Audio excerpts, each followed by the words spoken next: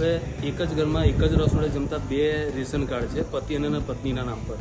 સરકારી પરિપત્ર મુજબ રજૂઆત પણ કરેલી છે, પરિપત્ર બી મેં આપેલો છે.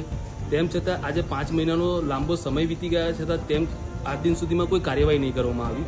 સરકારી પરિપત્ર એવું કહે છે કે જો કદાચ એક ઘરમાં બે વ્યક્તિના રેશન કાર્ડ પકડાય તો તાત્કાલિક ધોરણે બંને કાર્ડ રેશન કાર્ડ રદ કરવા પડે, તેઓને ભરપાઈ કરવી પડે અને તેઓની ઉપર કાયદે ફોજદારી રાહે પણ કાર્યવાહી પણ કરવી પડે.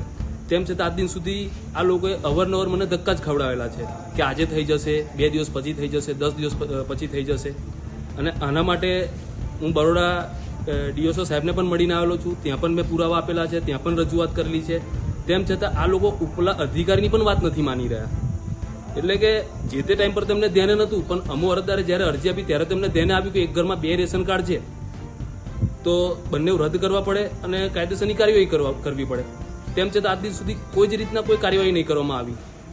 અને બીજી વસ્તુ તો એવી છે કે આ લોકોએ એક ઘરમાં રેશન કાર્ડ નથી તે અંગે સોગંદનામું કરવું પડે છે.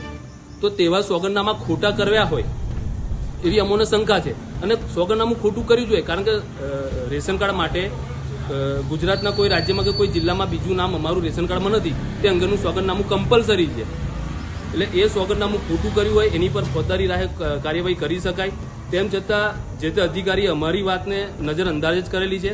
અને બીજી વસ્તુ કે મેં પોલીસ સ્ટેશનમાં પણ એક અરજી આપેલી છે અને બીજી પોલીસ સ્ટેશનમાં પણ આ લોકો સાથ સહકાર નથી આપતા. હું પોલીસવાળા પાસે જ્યારે જઉં છું પોલીસ સ્ટેશન, આપના જે સાવલી પોલીસ સ્ટેશન લાગે છે ત્યાં, તે અવારનવાર એક જ વસ્તુ કે ભાઈ તપાસ ચાલુ છે અને મામલતદાર સાહેબ અમને ત્યાંથી માહિતી નથી આપતી. આપણી માંગણી સંદર્ભે શું કરશો? કાયદેસરની કાર્યવાહી કરવી પડે, કારણ કે એક ગરીબ મધ્યમ વર્ગના માણસને જો કદાચ રાશન ચાલુ કરવું હોય ને તો ઘણા બધા ધક્કા ખાવા પડે છે. તો આ રીતના જે બોગસ ભૂતિયાઓ રેશન કાર્ડ છે તેઓની ઉપર કેમ ધ્યાન નથી જતું તેમનું? આપનું નામ? મારું નામ દિવાન સલીમ શાહ સિકંદર શાહ.